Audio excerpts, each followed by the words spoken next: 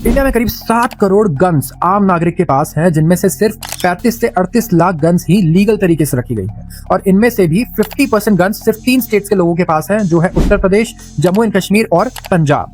अगर बात करें क्राइम के डेटा की, तो 90% से ज्यादा गन्स ओवरऑल इलीगल हैं और इंडिया के 90% गन क्राइम्स भी इलीगल कट्टे से होते हैं या फिर स्मगल वेपन से होता है। मतलब लीगल गन ओनर्स का सिर्फ 1% हिस्सा भी टोटल क्राइम में नहीं है। नंबर 2 पर रैंक करता है इंडिया यूएस के बाद, अगर बात करें टोटल सिविलियन गन्स में। एंड डेंसिटी लेकिन बहुत कम है, मतलब कि 100 में से सिर्फ 5 लोग ही इंडिया में गन्स रखते हैं। अब रीजन बड़ा सिंपल है कि इंडिया में गन कल्चर नहीं है, कंट्रोल कल्चर है एंड गवर्नमेंट इतनी आसानी से किसी को लाइसेंस नहीं देती है। अब पिक्चर पलटती है मिलिट्री गन्स की प्लानिंग में, क्योंकि मिलिट्री गन्स में बड़ी अच्छी प्लानिंग है। इंडियन आर्मी जो राइफल्स यूज करती है, जहां पे इंसेस ये पूरी तरीके से फेज आउट हो रही है, और AK-203 ये अब इंडिया में बन रही है अमेठी में। अब यहाँ पे और भी गन्स हैं जिनका प्रोक्योरमेंट चल रहा है बहुत ही स्ट्रेटेजिक तरीके से। एंड डिफेंस नहीं, एक मैन्युफैक्चरिंग स्टोरी।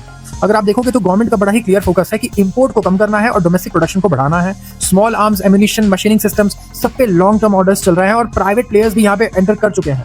यहाँ पे ASMI, SMGs, small calibre ammo and defence joint ventures चल रहे हैं। और इन्वेस्टर अगर आप देखें तो फोकस कर रहे हैं कि कैसी ऑर्डर बुक है, कैपेसिटी है और कैसा एक्सपोर्ट पोटेंशियल है अलग अलग कंपनीज में, ताकि वो भी इस डिफेंस में आने वाले बड़े ऑर्डर्स और एक मेक इन इंडिया शिफ्ट पर बेट कर सके और इससे रिटर्न्स जनरेट कर सके।